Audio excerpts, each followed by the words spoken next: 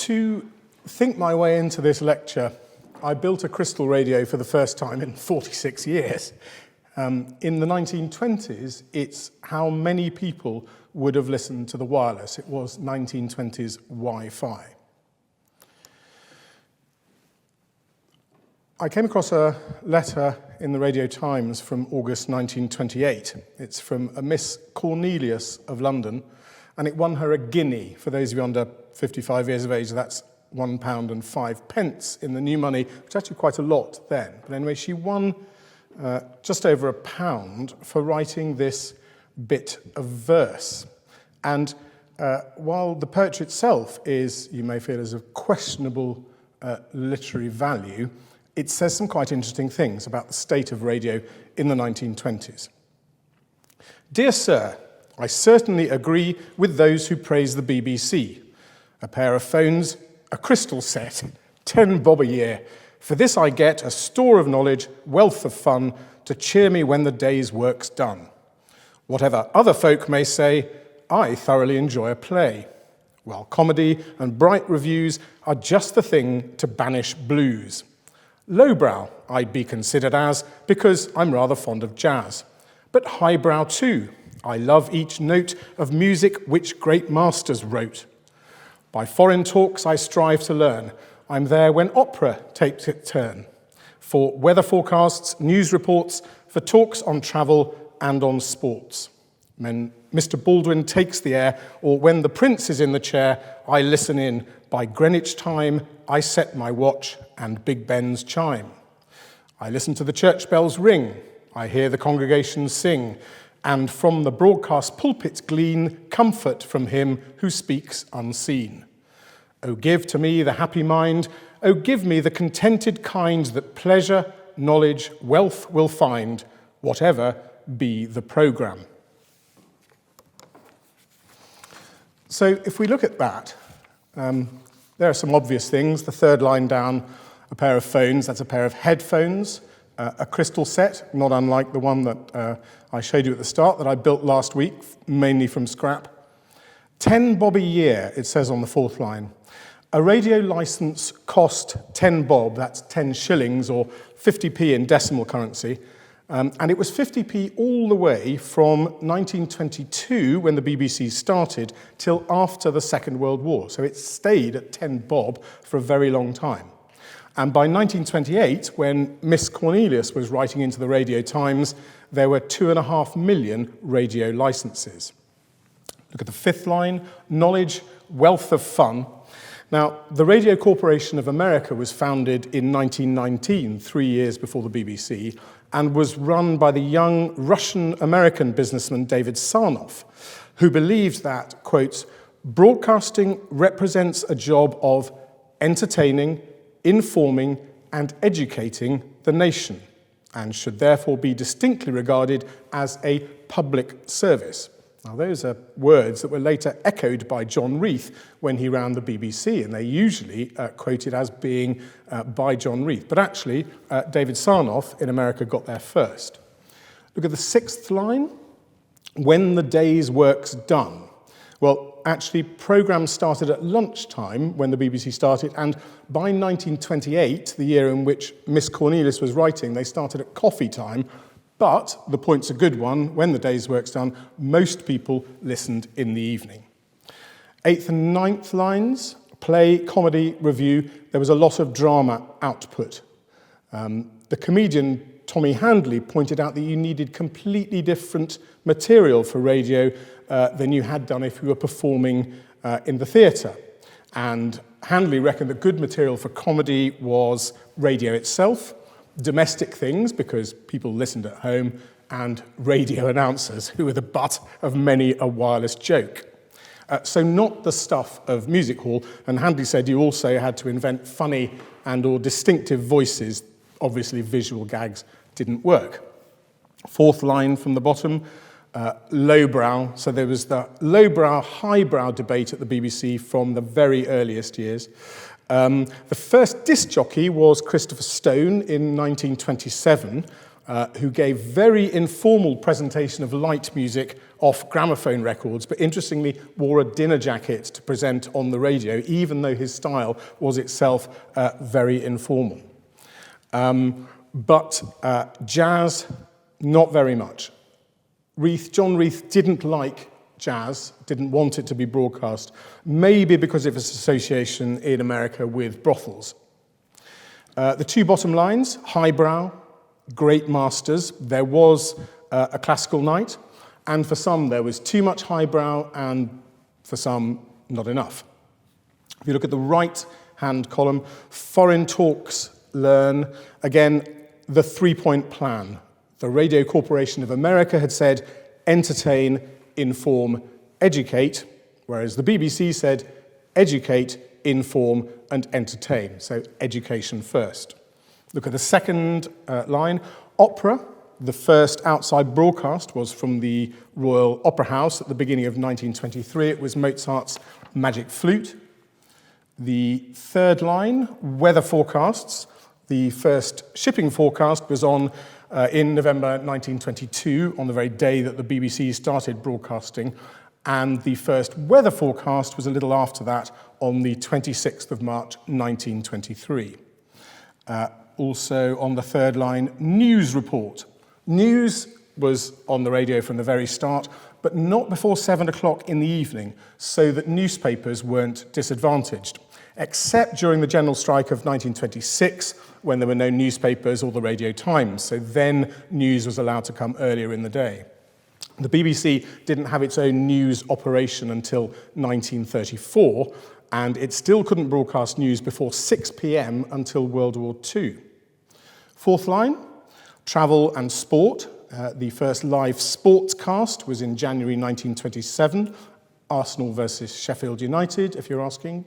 1-1 draw at Highbury, if you're asking. The BBC had just received its Royal Charter in 1927, so it was able to broadcast sport. Fifth line, Mr. Baldwin, that's Stanley Baldwin, the Prime Minister of the day. Also on the fifth line, takes the air. The noun air has subsequently been verbed, now we can air things. The sixth line, the Prince, that's a reference to the future Edward VIII, who on the 7th of October 1922 made an experimental broadcast. So that's a month before the BBC started. The Prince, the future Edward VIII, made a broadcast. Seventh and eighth lines, Greenwich time. So that's the Greenwich time signal, the pips, which were in evidence from 1924 and have been fabricated in Broadcasting House since 1990. Big Ben was first used on New Year's Eve, 1923, and as we know at the moment, it's being recorded since 2017, and we're assured it's going to be back in 2021. At the moment, we have to listen to recordings of Big Ben. And then the last four lines, religious broadcasting. The daily service officially began on the 2nd of January 1928, but had been experimentally broadcast at 10:15 in the morning in the previous year. Generally, daily service, a hymn sandwich with a sermon from the studio, or a relay from a church in your region.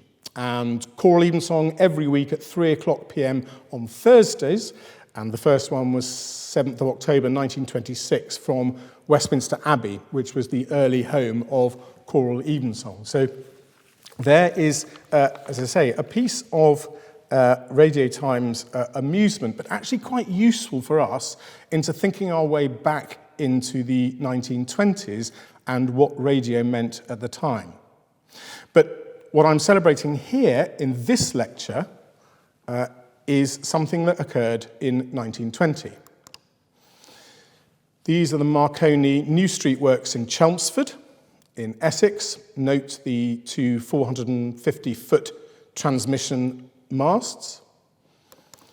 This was the actual transmitter in the Marconi factory. There's Bill Ditcham, the Marconi engineer, who on loads of experimental broadcasts would sit there reading the newspaper, or even worse, sometimes Bradshaw's. In other words, he would just read the train timetable. Any old speech would do to test how things were going. And this was the microphone that Marconi came up with in 1920. As you can see, It's just the normal of the day candlestick telephone handset, and there's a cigar box which has been taped together and put on the front to collect the sound. So that's what they were working with, a converted telephone receiver with cigar box. And this is who we're celebrating now, Dame Nellie Melba. And as I was thinking about the Heath Robinson setup that Dame Nellie Melba had to cope with in 1920, 100 years ago, I realised that during lockdown, when I've been making split-screen videos from my daughter's bedroom, that's pretty Heath Robinson too. I mean, the technology obviously is slightly different, ring lights and iPhones, but nevertheless, still rather a Heath Robinson affair. So at 7:10 p.m, at 7:10 in the evening, on the 5th of June 1920, the Australian prima donna Dame Nellie Melba, who was advertised as the world's very best artist, gave a half-hour recital in Chelmsford. This became recognised as the first official radio broadcast in Britain. Now, the Daily Mail paid £1,000 for that broadcast. That was a lot of money in 1920. And the Daily Mail laid on a train for Dame Nellie, and stooges were hired to line the deliberately circuitous route from Chelmsford Station to the Marconi factory. And the reason they did this is so that they could have these fake fans all along the route who would then run and be fake fans on another part of the route, for which they brought a change of clothes for their subsequent appearance so that Dame Nellie wouldn't rumble the ruse. Now, the 59-year-old soprano sang from a workshop at the back of the Marconi Wireless and Telegraph Company, and she later described the Chelmsford recital as the most wonderful experience of my career. And get this, it was received all around Europe, as well as in Iran to the east and Newfoundland to the west. The Daily Mail called it a great initiation ceremony. It said, "The era of public entertainment may be said to have completed its preliminary trials." Well, as sponsor, it would say that. And here's what Dame Nellie Melba began with.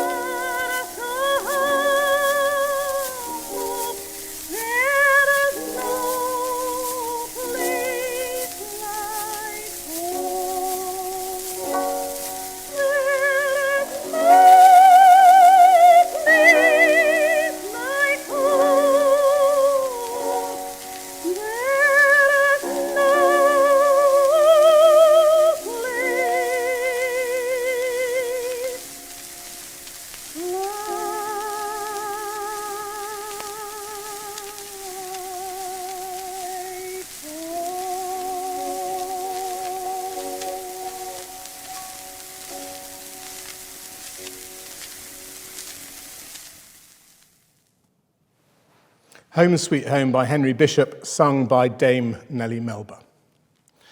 And there is a blue plaque in Chelmsford to commemorate where that broadcast came from.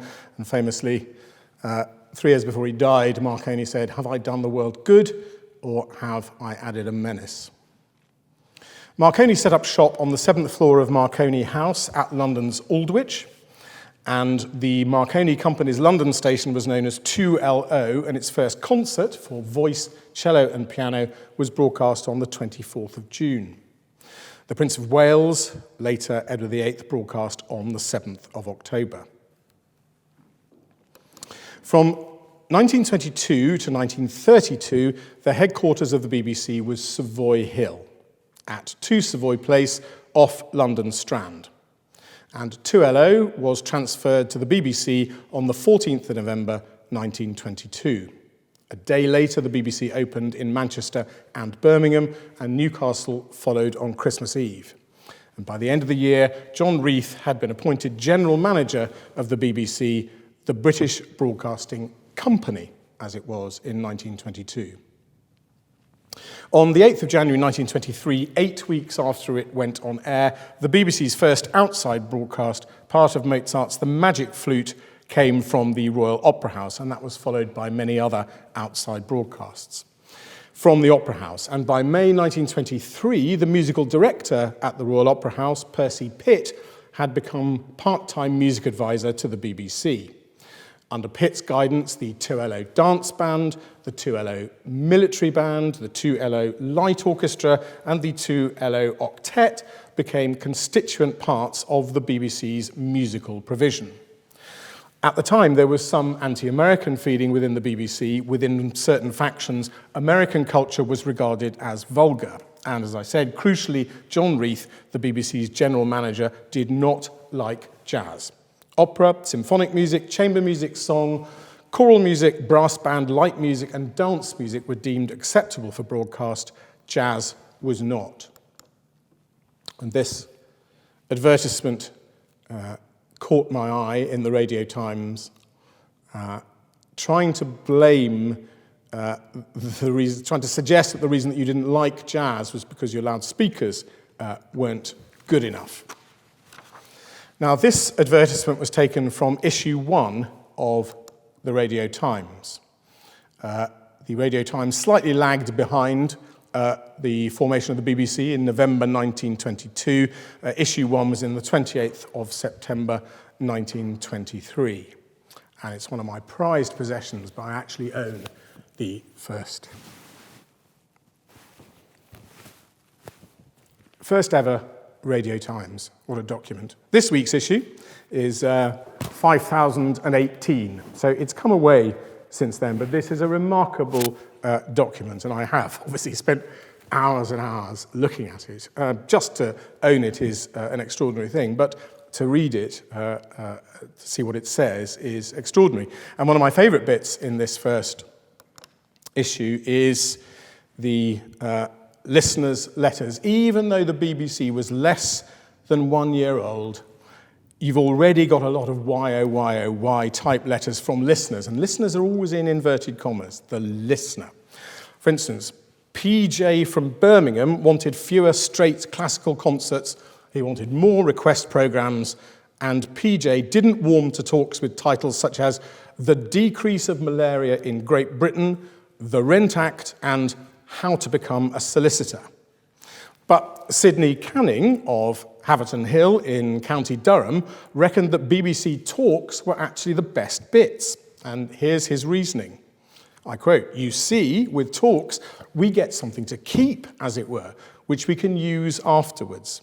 Whereas amusing things such as music give pleasure for a while and then are only a memory." I feel sure that Mr. Canning would have approved of Radio 4 were he alive today. Musically speaking, in 1924, the 20-year-old Stanford Robinson, Robbie as he was known, was appointed BBC chorus master. And in September 1924, Robbie formed the professional BBC wireless chorus specifically to sing Rutland Boughton's opera, The Immortal Hour. Now, The Immortal Hour is practically unknown now, although at the time it was praised to the heights by, for instance, Elgar, Ethel Smythe, Arthur Bliss, George Bernard Shaw, Vaughan Williams, and many, many more. And here is a short extract from The Immortal Hour, for which Robbie formed the BBC wireless chorus.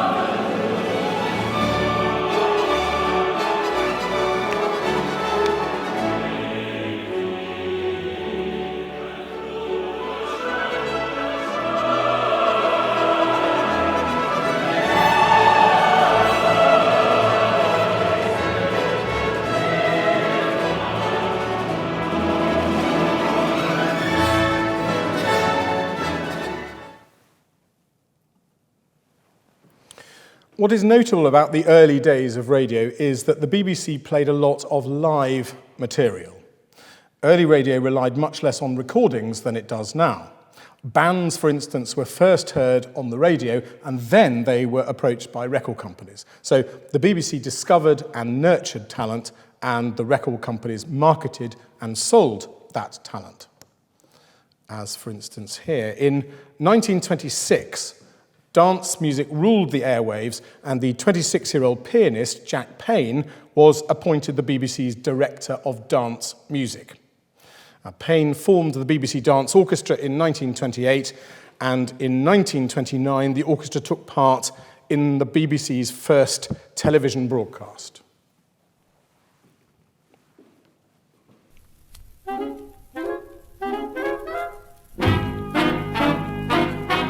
Whistling in the dark, I see the lights all over town, and I keep walking up and down while I am whistling in the dark. Whistling like a lark, my song goes floating on the air. I envy every loving pair while I am whistling in the dark. Who cares what I am saying in my song? Who knows that I am praying someone will come along, strolling in the park without a single thing to do. The night is black and I am blue. That's why I'm whistling in the dark.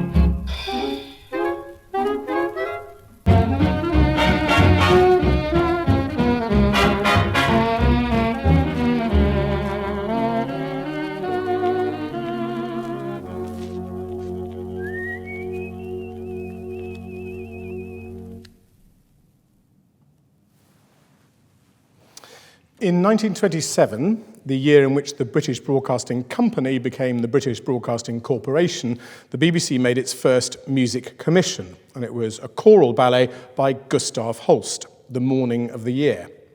And it received its first performance at the Royal Albert Hall on the 7th of March, 1927. The BBC Wireless Chorus was joined by the National Chorus and Orchestra, and The Morning of the Year was part of the 10th national concert given by the BBC. Another prized possession, this is the BBC Handbook from 1928, which talks about this. And these national concerts, and the point of them was that they were to charge prices for admission as to place the concerts within the reach of almost everyone interested in music. So proper outreach going on at the BBC in the 20s. As I say, this first commission was The Morning of the Year by Gustav Holst, and here's a tiny extract from it.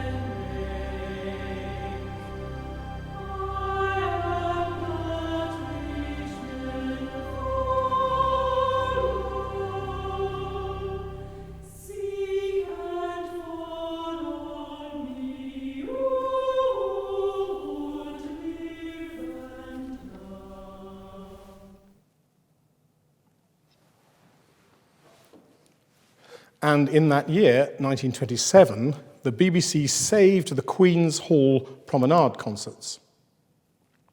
When the impresario Robert Newman had begun the proms in 1895, Newman stated that he wanted to train the public by easy stages, gradually raising the standard until I have created a public for classical and modern music, and the venue for it was London's 2-year-old Queen's Hall,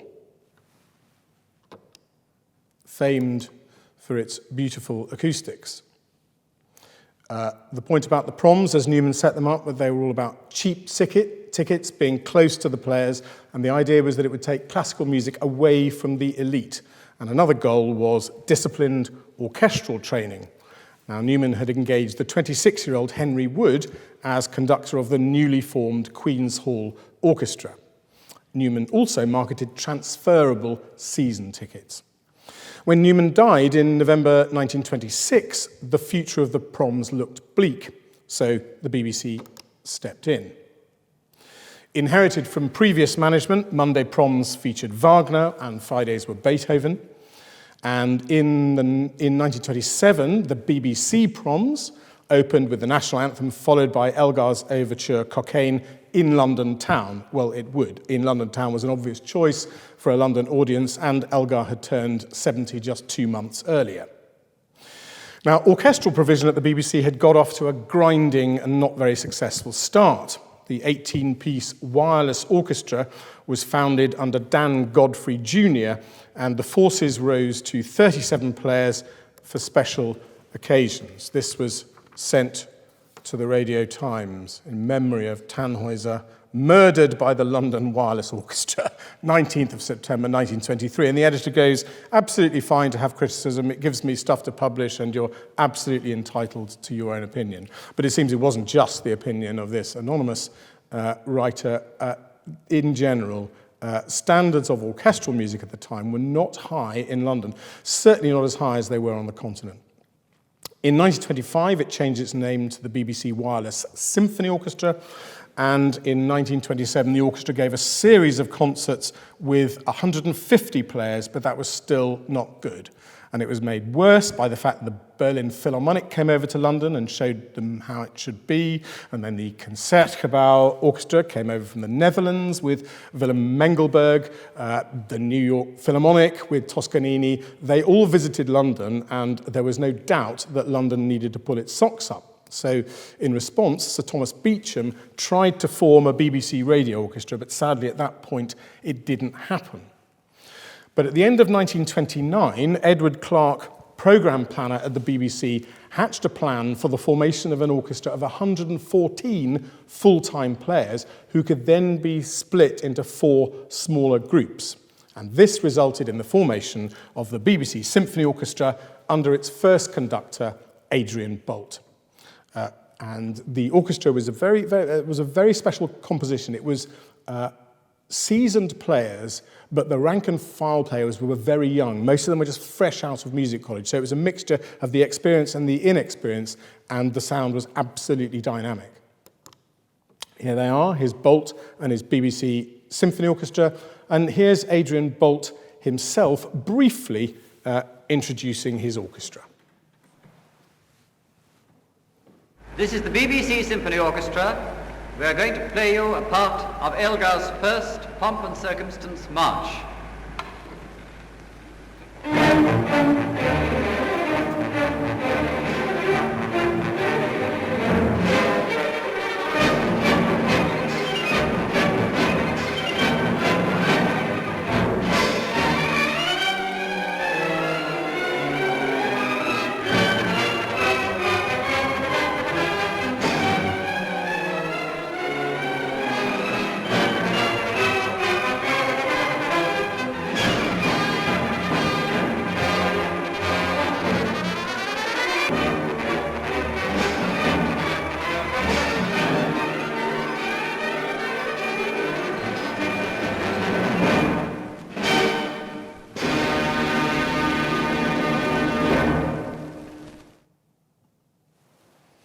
Now, although it was never finished by the composer, Elgar's Third Symphony was commissioned by the BBC in 1932. As recorded in the Daily Telegraph, the dedication of the symphony will be to the BBC, which must surely be the first corporation ever to be inscribed on the title page of a symphony. If you want a bit more about Elgar's Third Symphony, you can review my lecture on unfinished music from February in here.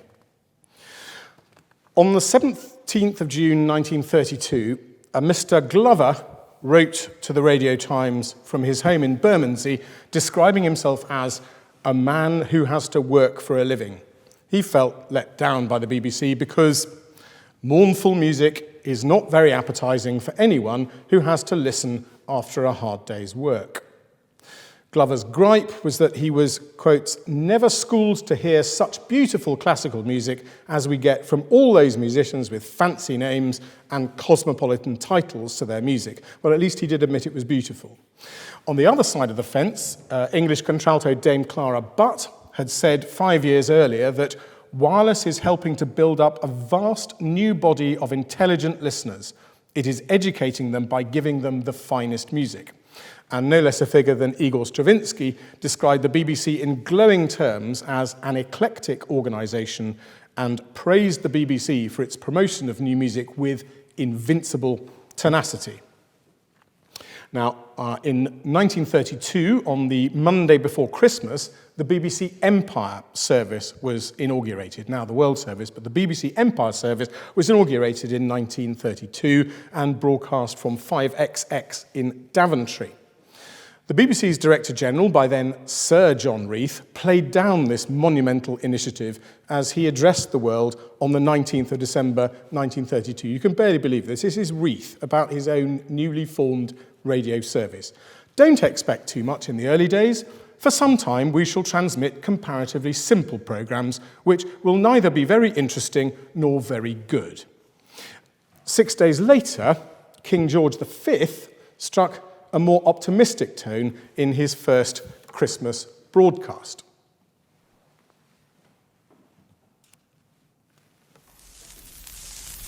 I speak now from my home and from my heart to you all. To men and women so cut off by the snows, the desert, or the sea, that only voices out of the air can reach them. To all, to each, I wish a happy Christmas. God bless you. That, I think, is more like it.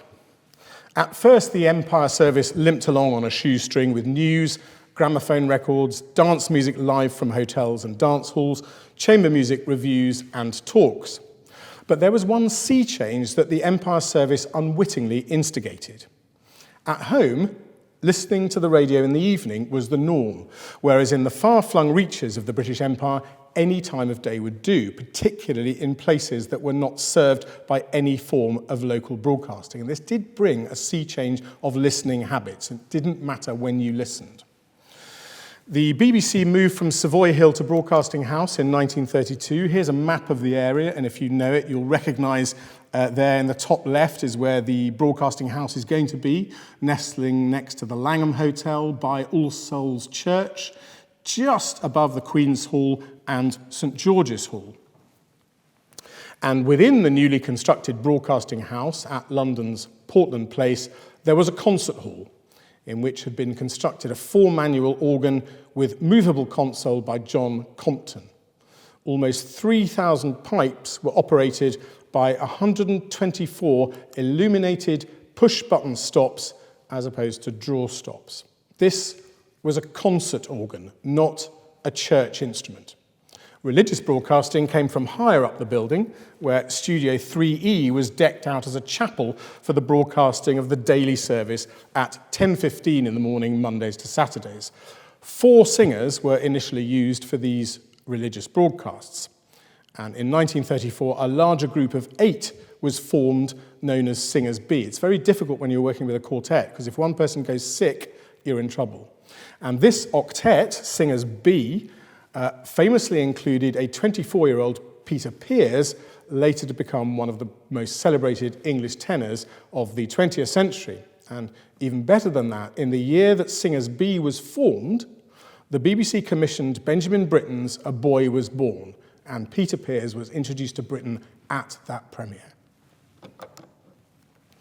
In 1936, another new Compton organ was installed at the BBC in St George's Hall, Langham Place, a few yards from Broadcasting House.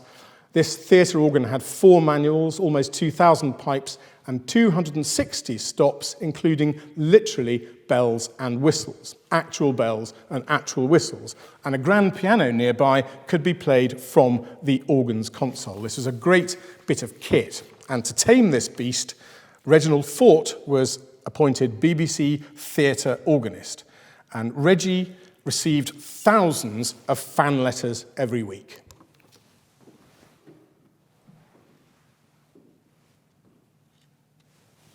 Now I'll give you a representation of a storm.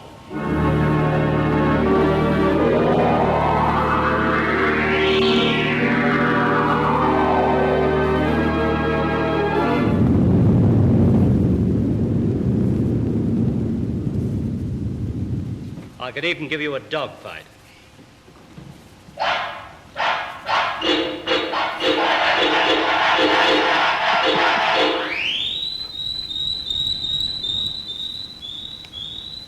But I expect the most popular music that will be played on this organ will be rhythmic music like this.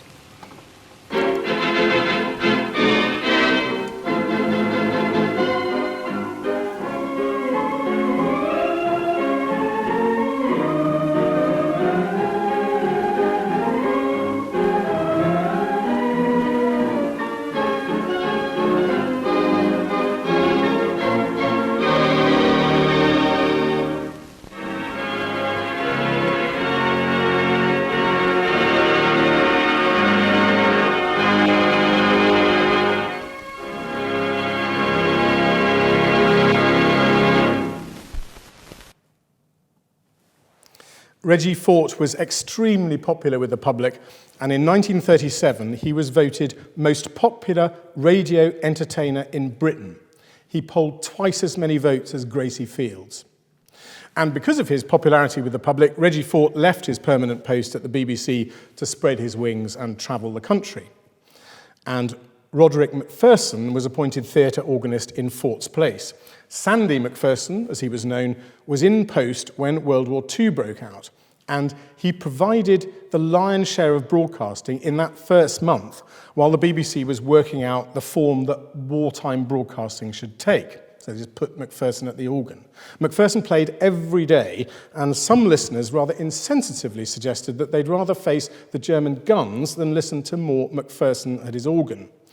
They should have been more careful what they wished for, because St George's Hall was bombed on the 24th of September 1940 and its new organ destroyed. And to make it worse, a few months later, on the night of the 10th of May 1941, the adjacent Queen's Hall was destroyed by an incendiary bomb, and with it many instruments belonging to the London Philharmonic Orchestra.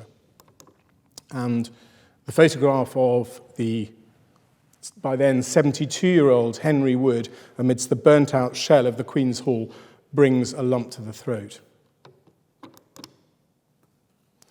The BBC Symphony and the London Philharmonic immediately relocated to the Coliseum, and the 1941 Proms relocated to the Royal Albert Hall, where they've remained ever since. Now, by 1939, there had been 9 million radio licenses in Britain. And in the Second World War, the national and the regional programmes were amalgamated into the Home Service. And that was complemented by the Forces programme. So it was the Home Service and the Forces programme during the war. And the Forces programme paved the way for the Light programme. And the Light programme was launched 82 days after VE Day, a few days ahead of schedule.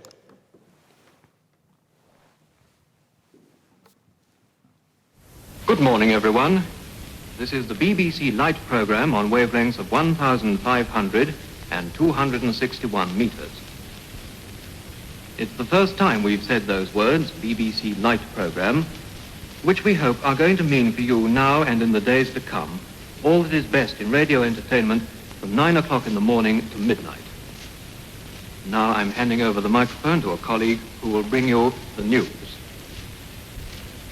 Japanese warships damaged in Tuesday's... Now, the Light programme was not just Radio 2 as we now know it, because there at that point was no specifically classical music station as yet. So it broadcast a whole wealth of things. On its first day, you still had Sandy. Sandy McPherson was still there, playing his organ early on. There was a saxophone quartet, a couple of light plays, a quiz, some sport, a church service, great music, it was called. That's Haydn, Mozart, and Beethoven, of course. Hymns, the Torquay Municipal Orchestra, a male voice choir, BBC recordings of the émigré Austrian tenor Richard Tauber, and the band of the Grenadier Guards.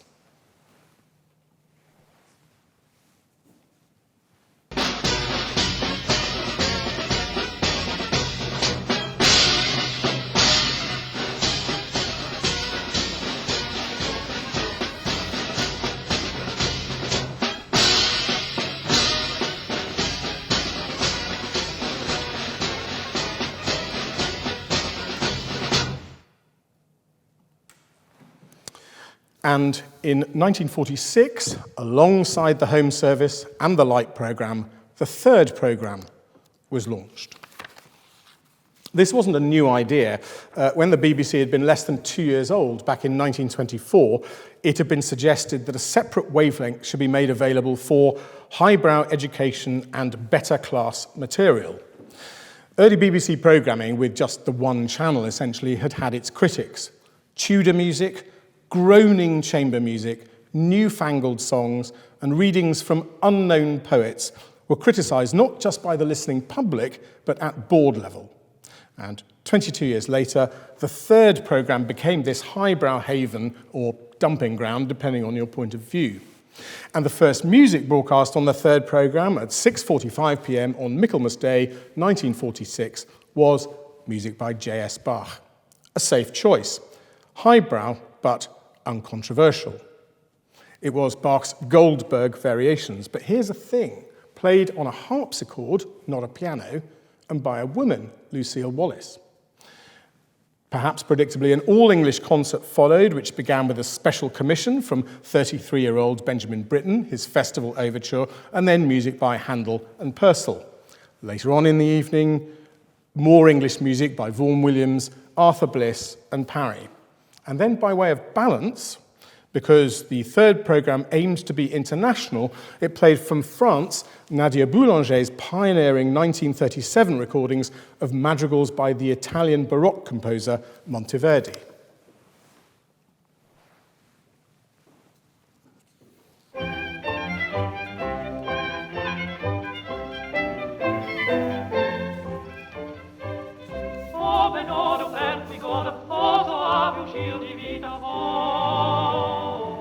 Gradita mia ferita, oh gradita mia ferita.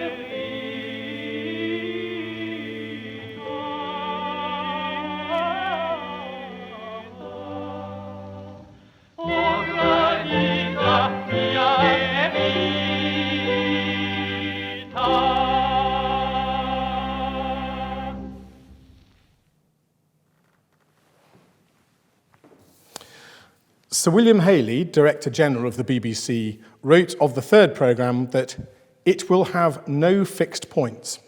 It will devote to the great works the time they require. It will seek every evening to do something that is culturally satisfying and significant.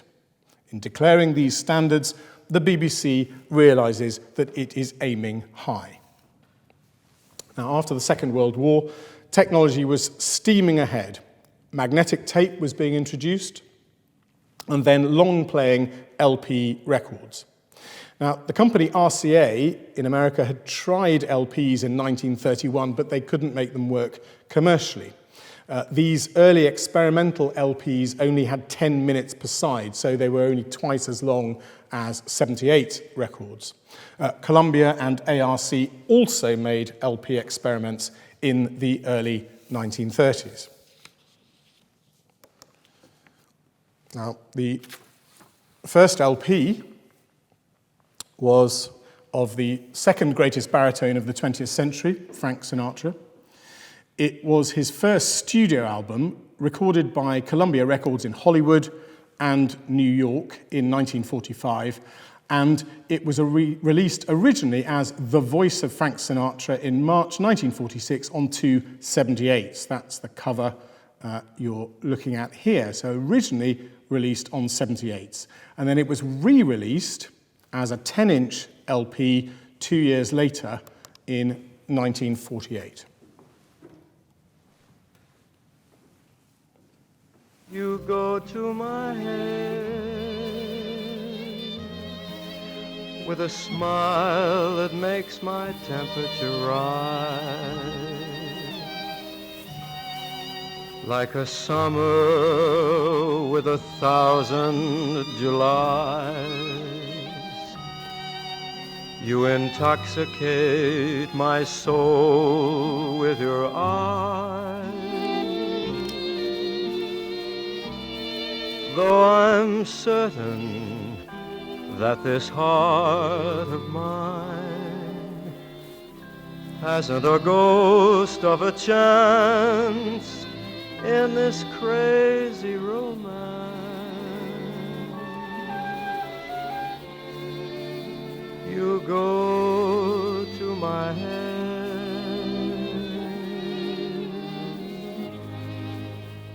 you go to my head.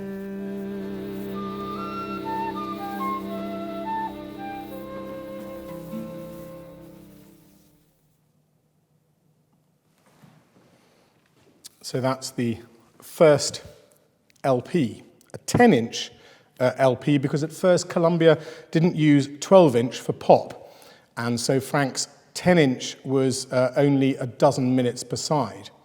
The first 12-inch LP was the Mendelssohn Violin Concerto with Nathan Milstein as soloist and Bruno Walter conducting the New York Philharmonic. Again, this was originally released on 78s in 1945, but re-released in 1948 as a single LP.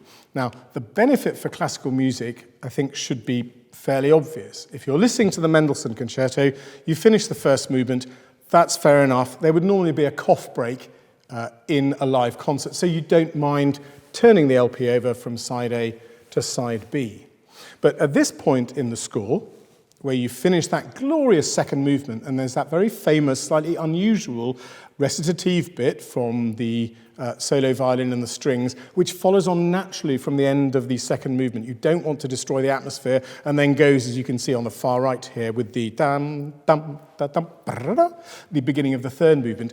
This relies on some sort of continuity, and for the first time, listeners would have been able to sit there while side B played with the second and the third movements together of the Mendelssohn Fiddle Concerto.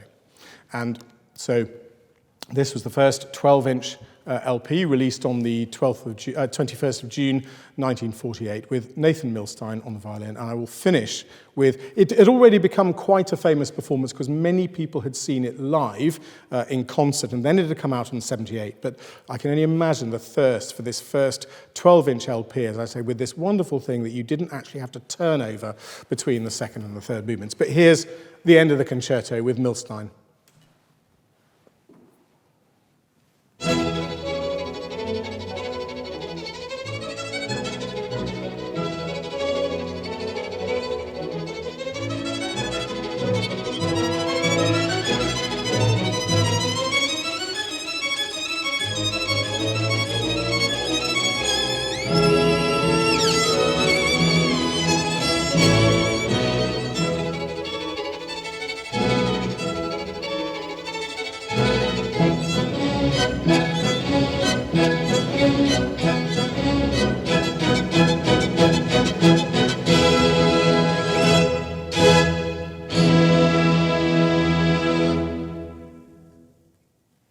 Thank you.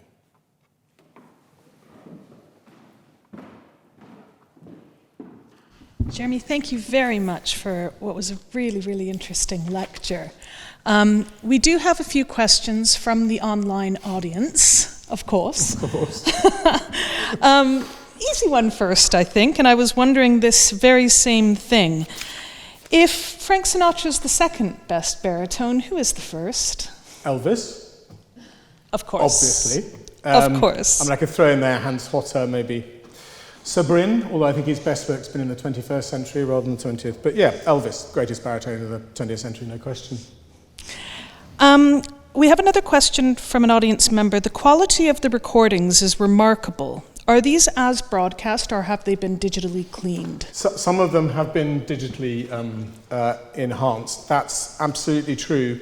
But some of them not. I mean, I think some of the early sound quality to me is remarkable. You just can't believe that all that stuff has been done in this analog way, and of a needle bouncing along and a bit of Bakelite. I mean, no. So generally these days we can't help ourselves, and we tend to tidy things up, and things have been tidied up, and I've tidied them up a bit further, and so on. So yes, it's slightly cheating in the same way that you sort of a couple of those photographs have had sort of colour.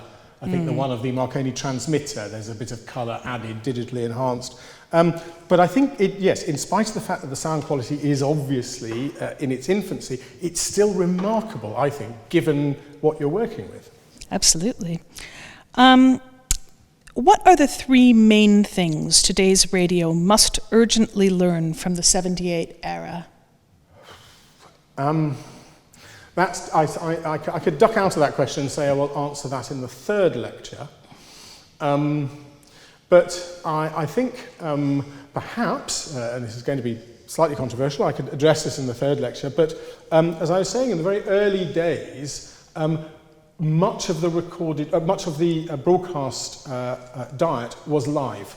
There was a lot of live broadcasting. And I know that's difficult, and I know it's expensive, but I think that's, for me, what characterises early radio. So, for instance, when you have something like that Nadia Boulanger recording, obviously a recording from France, and it is a recording, that's one thing. But I think just how exciting live performance on radio is, and I certainly remember as a kid, the things I used to get most excited about, apart from the review programmes, were things like the live evening concert and the live proms, and just knowing that there were people in the Albert Hall, and I was there in Stoke-on-Trent, and we were together. Yeah. Somebody else was also asking if you are going to be speaking to later eras, and yes, obviously you will be in your series.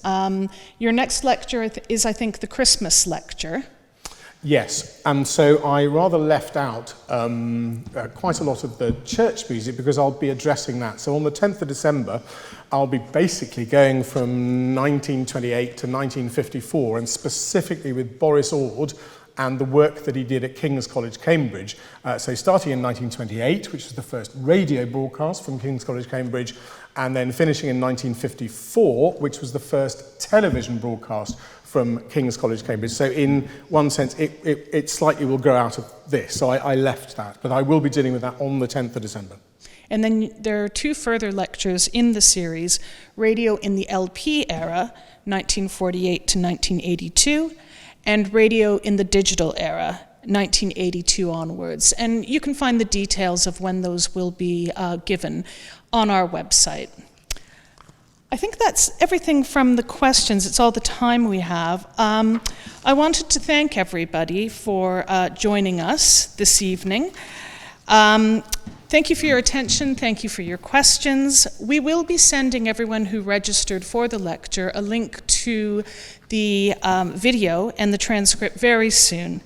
Please do join us next week. We've got a wide variety of lectures next week. Offensive Shakespeare, The Psychology of the Stock Market, Life on Mars, about the Mars explorations, England's Catholic Reformation, and the first in our series on Russian piano masterpieces. So I think there's something for everybody there. Thank you very much. Good evening.